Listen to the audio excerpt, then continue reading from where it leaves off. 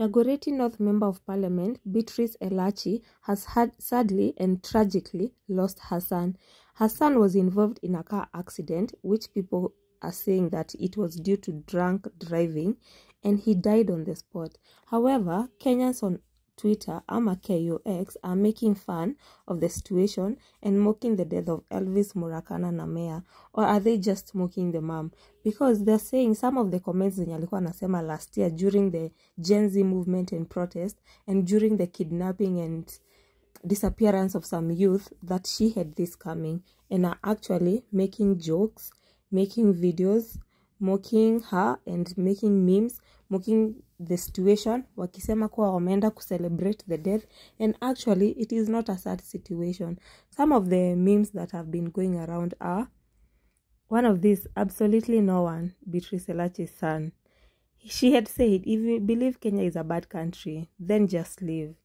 During that time, the reason why people are making this a thing, or are actually mocking her, it's because at one point in Bomas of Kenya, ile time yenye Rigathi Gachagua was being impeached and there was a public participation forum, Murara Kebaso alikuwa ameenda Bomas of Kenya, and you could hear the ODM members of parliament, Beatrice Elachi, one of them, instigating the people who are actually trying to harm Murara.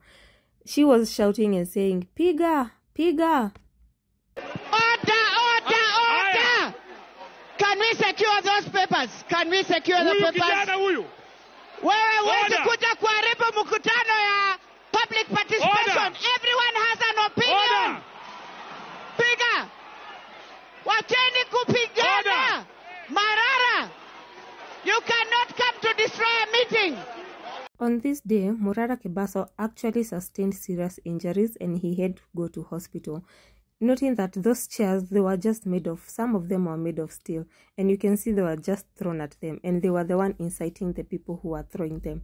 So because of this, people now are actually saying that she has gotten what she deserved. Also, when it was clear that ODM was joining the Kenya Kwanza government, they started defending the president and actually telling people to shut up. She said, "Those coming into the country say Kenya is a good country, but Kenyans are complaining and not going away. If Kenya is bad, why are you not leaving? Why are you still doing here at a bad place? Disappear. If you cannot leave, then know this is your country and you must respect the president." Due to these remarks and what happened at the Bomas of Kenya, Kenyans on Twitter are saying that they are not apologetic, and actually, karma has hit close and very painfully. However, other Kenyans are coming out to call this behavior, saying that these memes are insensitive and that the young boy was innocent, saying that he does not deserve that, and that no matter whose death it is, people should draw a line of what is immoral, what is acceptable, and what not is acceptable, saying that death, no matter whose death it is, that it is a sad time and that people should not make fun of it. It doesn't matter whose it is, that death should not be wished on anyone. What are your thoughts on this story? Do you think that it is justified to celebrate politicians' people's death, or should people actually know the difference between what is moral and what is not right? Yako hapo sahi anasema hii Kenya, hii ni na hapotei. Kama Kenya ni mbaya usipotee. Sukote. Hii Kenya mbaya unafanya nini hapa? Mahali mbaya. Potea. Na kama upotei ujue basi hii ni nchi yako, hakuna mahali nyingine utaenda. Ukienda Dar es Salaam wanakuangalia sema hao Wakenya wanatusi mpaka viongozi wao, hao wanakuja kutuharibia nchi yetu. Sasa utaenda wapi? Tulinde nchi yetu. Tuheshimu Mheshimiwa Rais. Tukimheshimu tutabarikiwa. Ndio shilingi yetu itakuwa. Maisha imekuwa ngumu. Wakenya wakule kiburi yao bwana. In another story, Nakuru Governor Susan Kihika is under fire for taking a prolonged maternity leave, leaving the county without anyone to govern it. Kenyans on Twitter have gone ahead and actually written to the President of the United States, Donald J. Trump, telling him to deport Susan Kihika, that she's there illegally. However, the members of parliament and senators who are women came forward to defend Susan Kihika, saying that she's justified to take her maternity leave and she will not be hurried.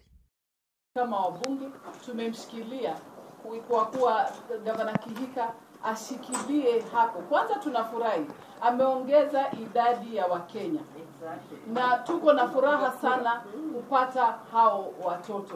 Kwa hivyo tumpe nafasi yake. Nyinyi kama Wakenya wale wanamkashifu, mnajua kuwa mwanamke akizaa huwa na afya ya akili, mental health. In fact, I am a champion of mental health status. Kuna postnatal depression kwa wanawake huwa wanaendelea kupata. Kwa hivyo lazima mtu apewe nafasi yake baada ya kujifungua, awe nafasi yake kwanza ya kupumzika ndio arudi kazini. Sisi tumesimama na Governor Kihika na uendelee, na ukitaka kuongezea watoto wengine sisi tuko hapa na Mungu atakubariki. But on our stand of event, someone on Twitter is alleging that Susan Kihika could actually be in more danger and she's undergoing treatment for a chronic disease in the US, and that's why she has been absent for too long. They say that no one had seen her prior being pregnant, and that is just a hoax. What do you think about this story?